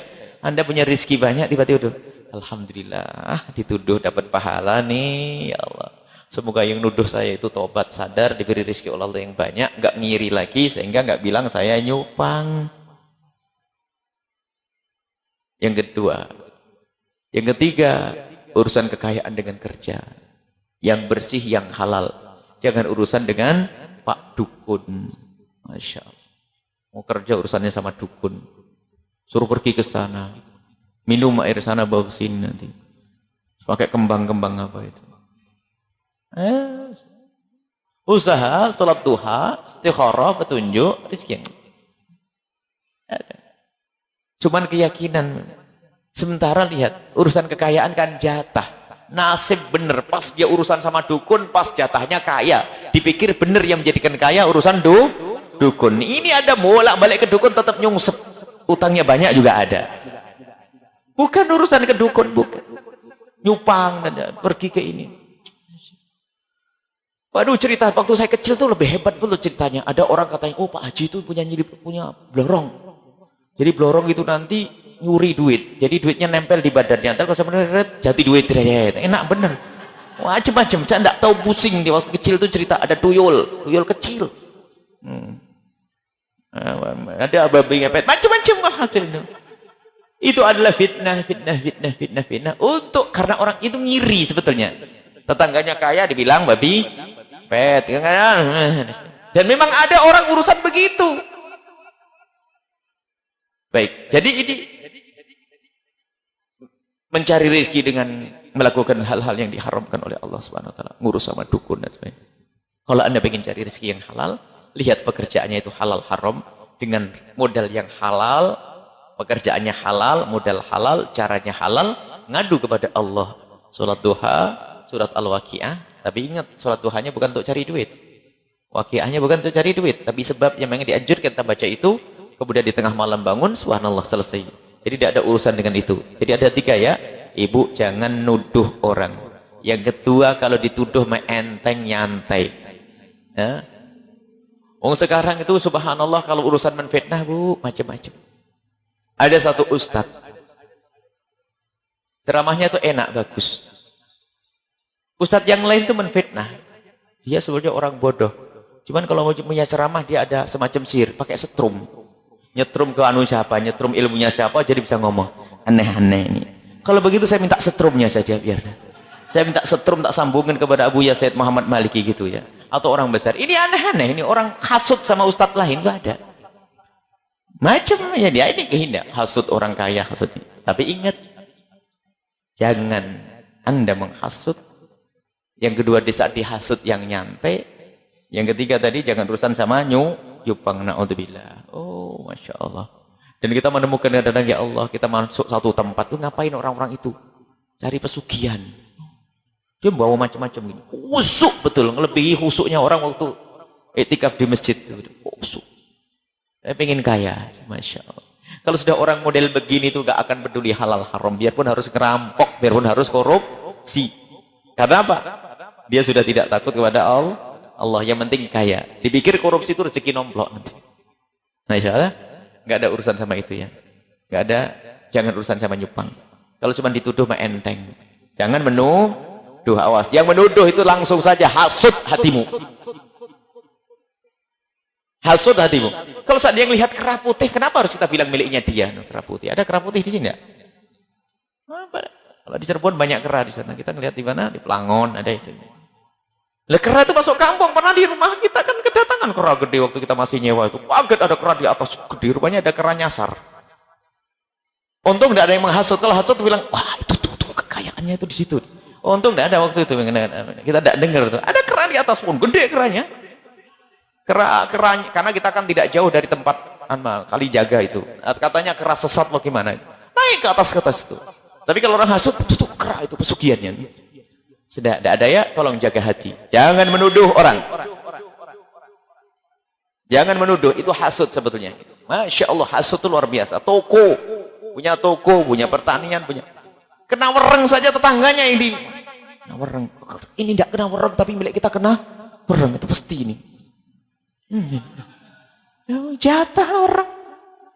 Mungkin mestinya koreksi diri karena kita mungkin banyak dosa atau kurang dekat pada Allah, kurang syukur. Tetangganya yang disalah-salah ini dia apa-apain. Tatanya ada bunga-bunga. Ini loh bunga. Padahal itu kan aliran air membawa bunga. Subhanallah. Hati-hati ya. Jangan kotori hati kita dengan menuduh orang lain. Semoga Allah memberikan kepada kita kecukupan dengan yang halal. Rizki yang halal. Profesi saya adalah pelaut dan banyak orang yang beranggapan profesi pelaut itu buruk, contoh suka mabuk-mabukan dan tapi tidak semua pelaut itu seperti itu. Bagaimana cara menyikapi itu? Lagi-lagi orang kok sekarang itu banyak orang takut dituduh sama orang. Ini banyak orang kayak tadi itu takut dituduh nyupang, takut dituduh mabuk-mabuk. Sekarang yang penting kamu tidak mabuk, selesai. Ada pun orang ngomong apa saja itu urusan orang. Orang itu selain takut dibilang. Dan siapapun yang takut dibilang itu hilang ikhlas. Takut dibilang takut dibilang pemabuk dan sebagainya. Baik pelaut, kalau Anda bisa membuat perubahan di laut sana, ada dakwah di sana. Yang penting jangan mabuk, jangan urusan perempuan dan seterusnya. Pelaut banyak, pelaut yang soleh juga ada. Kalau kata orang dan sebagainya, itu urusan dirimu sendiri, bukan urusan orang. Kalau ada kata orang, dia tidak tahu saya. Jadi begini loh kaidahnya, jika ada orang menuduh Anda melakukan satu bentuk kejahatan atau kesalahan atau kehinaan, gini prinsipnya. Tanyakan kepada dirimu sendiri. Kamu melakukan atau tidak? Kalau kamu benar-benar melakukan, ya sudah Anda usah marah, karena kamu melakukan. Selesai. Kalau ternyata kamu tidak melakukan, enteng. Oh dia nggak tahu, saya tidak melakukan. Ya, beres. Nggak usah pusing. Tidak usah kepikiran. Banyak orang dituduh itu sudah kekhawatiran dituduh. Yang repot na'udzubillah kalau Anda menuduh. Kalau Anda dituduh saja enteng. Kita harus paham. Ternyata beruntung Anda dituduh, bukan Anda menuduh. Selesai. Anda dituduh. Berarti kalau Anda dituduh, Anda bukan pelaku. Selesai, aman. Tinggal meningkatkan kedekatan kepada Allah Subhanahu wa taala. Baik. Sholat Jumat bagi pria itu hukumnya wajib, akan tapi bagi pelaut terkadang di kapal itu orang muslimnya Anda di laut Anda musafir, nggak usah Jumatan, sholatnya pun bisa dikosor ya. Jajak jamaah duhur 2 rakaat, biarpun setiap hari jadi pelaut, setiap hari jadi pelaut, kosor terus setiap hari, enak ya. Ya nih, jadi tidak ada wajib sholat Jumat. Sholat duhur 2 rakaat. Luar biasa sudah. Perbanyak sholat sunnah saja sambil pegang layar. Allah Akbar. Bisa jadi surga di pelaut sana. Masya Allah. Jadi pelaut mudah, nggak ada masalah. Jadi sholat Jumat tidak wajib. Karena apa? Anda di dalam perjalanan. Dan Anda sebagai pelaut mencari nafkah. Mencari nafkah adalah bukan hanya hati-hati. Jika ternyata betul kata orang bahwasanya di pelaut itu banyak orang yang nggak benar dan mabuk dan sebagainya, maka ketahuilah, jika kita sering kumpul dengan orang fasik, khawatir di saat musibah diturunkan kepada orang fasik, kita ada di situ, kita jadi kena.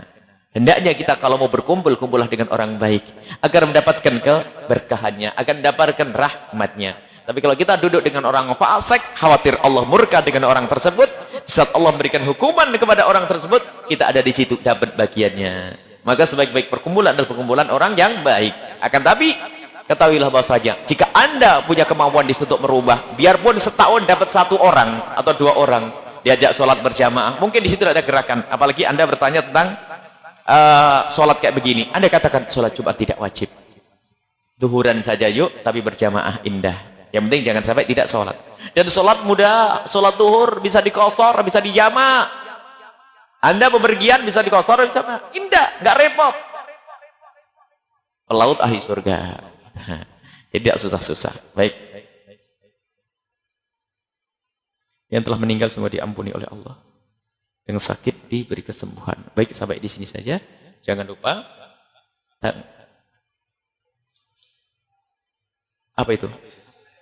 Oh, Masya Allah, BPJS. BPJS adalah asuransi yang dibuat oleh negara yang seharusnya bisa diislamkan. Para ulama-ulama kita juga melayangkan surat untuk mengislamkan BPJS. Sudah mengislam itu gampang. Cuman ada orang yang tidak mau diselamatkan. Sebenarnya BPJS itu tidak lain adalah bentuk asuransi yang mudah untuk dibentuk dalam syariat Islam. Hanya dirubah akadnya saja. Anda bergabung dengan BPJS. Enggak, sebelumnya kita bicara tentang problem di BPJS. BPJS adalah di saat ditangani kurang maksimal, ternyata banyak orang yang sudah sakit, ternyata untuk keluar ranunya kerepotan itu. Marah-marah juga. Ya? Orang yang tidak mampu masuk BPJS ternyata pelayanannya kurang maksimal. Di sisi lain rupanya dokternya juga ngedumel. Dokternya pun ngedumel. Karena apa? Jadi setiap 1 orang itu dapat jatah dari BPJS tadi, dari negara yang mengelola BPJS, sembuh tidak sembuh ya sebegini. Sehingga banyak sebagian dokter memang pasiennya banyak, tapi banyak yang bermasalah. Misalnya apa? Sehingga menurut medis ini orang tidak bisa dilanjutkan pengobatannya. Itu nggak bisa dibawa pulang. Termasuk kedokteran rumah sakit harus terus Jadi ini kelihatannya adalah dari pihak pemerintah itu akan mengambil dari si fakir uang, ternyata mengurangi jatahnya dari pihak rumah sakit. Jadi pihak rumah sakit dikurangi jatahnya. Sehingga ini juga ada beberapa problem yang kami dengar dari beberapa dokter juga, yang mereka adalah kelihatannya memang Masya Allah dokter pasiennya banyak satu rumah sakit. Oh ya ini BPJS semuanya ini. Tapi permasalahan adalah di saat keuangannya yang harus diterima. Akan tapi ketahuilah, terlepas dari problem ini, sebetulnya BPJS jika disyariatkan manfaatnya besar. Syariatkan adalah cara asuransi. Sebenarnya halal haram itu adalah ditransaksi tok. Ditransaksi. Tapi kalau transaksi yang nggak benar adalah masuk bab haram. Nah sekarang transaksinya sebenarnya tinggal dirubah. Semua orang yang ingin ikut BPJS ini hendaknya niatnya adalah niat tabarruk. Ini adalah sebagai dana bantuan yang saya berikan untuk saudara saya, bukan untuk aku. Jadi saya bergabung dengan BPJS, cuman dari pihak BPJS sendiri sudah menjanjikan semua anggota jika sakit kami dari pihak negara akan membantunya untuk pengobatannya. Jadi waktu Anda menyerahkan memang Anda tabarruk niat. Itulah hakikat takaful tadomun atau yang namanya asuransi syar'i. Bukan membayar begitu saja dengan harapan nanti saya akan sakit. Siapa yang mau sakit? Bukan. Jadi tinggal disyariatkan. Dan hendaknya itu ditalkin semua orang, ditunjukkan akadnya. Tapi akad ini tinggal gitu tok saja kok nggak mau. Ini menjadi masalah. Sehingga lagi akad ini belum dibenarkan, BPJS belum syar'i. Kalau ada fatwa sebagian orang suruh malah cadong, tidak mudah fatwa. Biarpun atasnya, tapi niat saya kan tabarruk. Anda niat tabarruk, tapi mereka tidak ngerti niat tabarruk. Anda niat sedekah, tapi mereka tidak minta sedekah darimu kok. Ini aneh, ada sebagian orang yang mengatasnamakan ulama mengatakan bahwasanya agar menjadi sah dan halal niatmu niat sedekah saja. Tapi mereka tidak niat mengambil sedekah dari kita. Mereka punya sistem, mereka punya aturan bahwasanya engkau bayar begini, begitu, bayar begini, seperti asuransi yang konvensional itu. Dan asuransi konvensional. Jadi sebetulnya BPJS bisa disyariat. Untuk sementara adalah belum syar'i. Di situ masih ada syubhat. Kemudian dana itu mau dikemanakan? Dibuat untuk apa? Usaha yang halal atau tidak? Kan harus ditanyakan di sana itu. Tidak cukup setelah ada asuransi dikumpulkan, setelah itu nanti dana ini adalah dikembalikan kepada rakyat di saat mereka butuh. Tidak dikelola untuk apa? Kalau dikelola untuk yang haram, sama kita membantu yang harus jelas dong. Untuk apa ini usahanya? Makanya dengan adanya takaful syar'i atau yang namanya asuransi syariah itu membantu untuk ini. Biarpun masih ada kekurangannya. Jadi BPS untuk sementara sampai hari ini adalah belum disyariatkan. Berdoalah kepada Allah semoga tidak sakit gitu saja. Masuk BPJS itu kayaknya niat, ya Allah sebentar lagi semoga saya sakit gitu. Sepertinya niat begitu yang BPJS itu. Akan tapi tidak, ada dia payung yang haram dong, dan yang payung yang akan menjatuhkan durian di atas kepala kita. Duriannya makan orang, kita masuk rumah sakit. Musibah, tidak. Jadi dengan yang hal sedia payung bener, tapi awas jangan pakai kalimat ini untuk yang salah ini. Ini musibah lebih berat lagi, bahaya lagi nanti. Kalau sudahlah insya Allah memberikan kesehatan kepada kita semuanya. Dan ini semoga didengar kepada orang-orang yang berperan di kalangan BPJS. Dan kalau kita amati, BPJS itu membantu sekali untuk orang fakir. Kalau benar, sangat membantu. Tinggal disyariatkan, tidak ada yang kurang. Tinggal semuanya ditalkin akadnya adalah engkau. Kemudian di sana pengelolaannya yang jelas. Apakah untuk beli apa ini, untuk susah ini. Sebab indah semuanya. Saya pun akan daftar pertama. Dan dengan doa semoga saya tidak sakit-sakit. Sehingga bisa disedekah. Jadi saya akan membayar BPJS bukan karena saya pengen sakit. Sekarang semuanya bayar BPJS karena pengen sakit. Dan alasannya sakit. Baik, insya Allah semoga Allah menjaga kita semua. Mengampuni kita semuanya. Nah. Yang sakit, oh masya Allah, nah Allah yang sedang sakit, semoga Allah berikan kesembuhan wa nur siddiq. Yang wafat, semoga Allah ampuni, angkat derajat beliau. Al-Fatihah.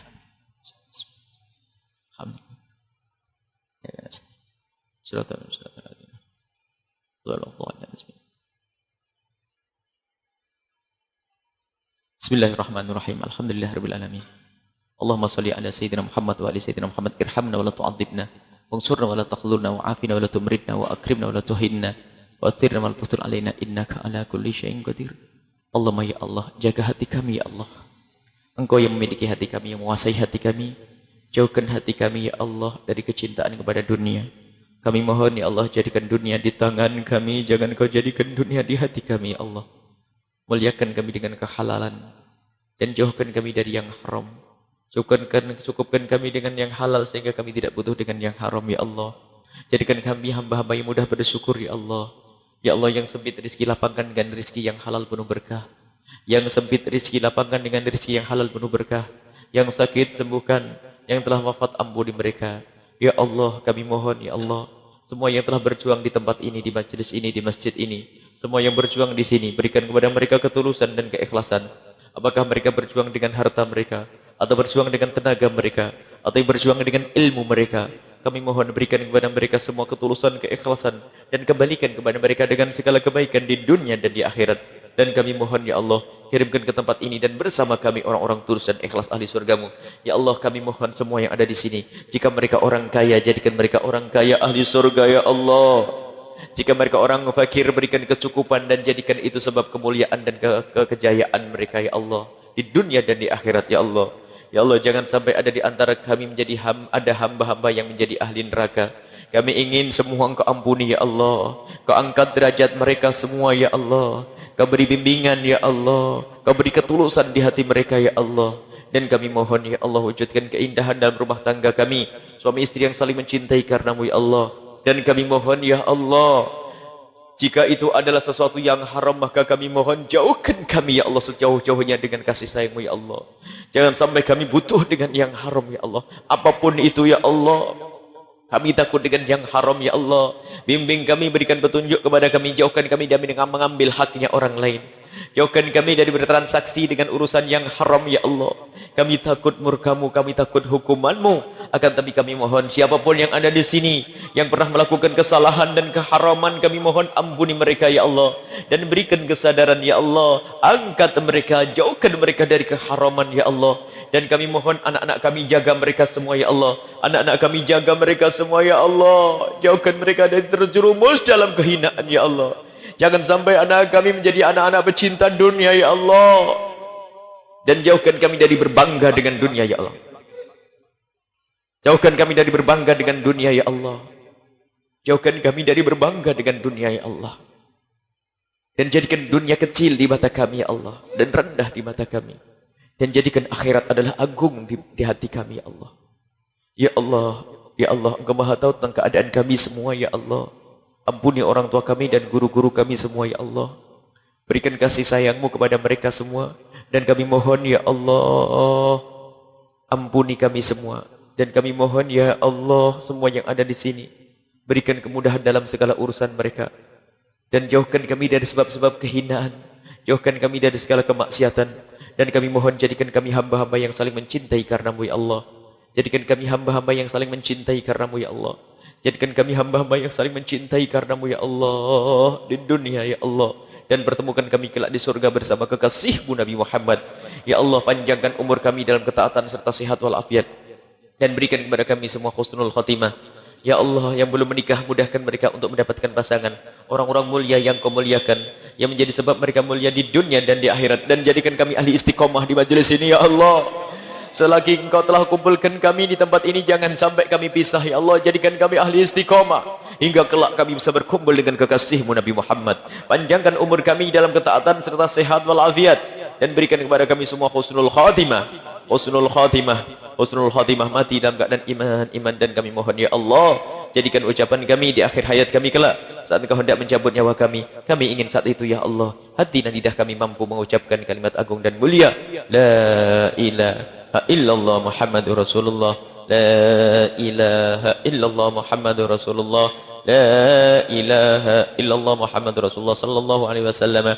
Rabbana atina fid dunya hasanah wa fil akhirati hasanah wa qina adzabannar. Wa sallallahu ala sayyidina Muhammadin wa ala alihi washabihi wasallam.